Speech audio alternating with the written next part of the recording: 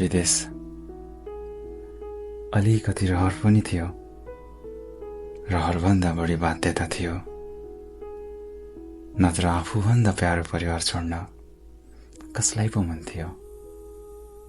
पराई देश, पराई भाषा, यहाँ आफ्नो पनि पराई। न खाने ठेगान छ, न सुत्ने। सजिलो छैन नि विदेशको बसाई। घरको याद आउँछ, दुरु दुरु रुन मन लाग्छ। तर म हार्न मिल्दैन नि आमा। थाहा छ, मैमाथि सबको आश छ। कमाउला, जमाउला, अनि घर पठाउला।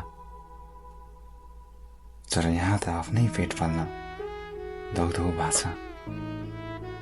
तर केही छैन, एक दिन सबै ठिक होला। सबैको दिन आउँछ भन्छन्, हाम्रो पनि त आउला। कमाई धमाई गरी एक दिन घर फर्क्यौला।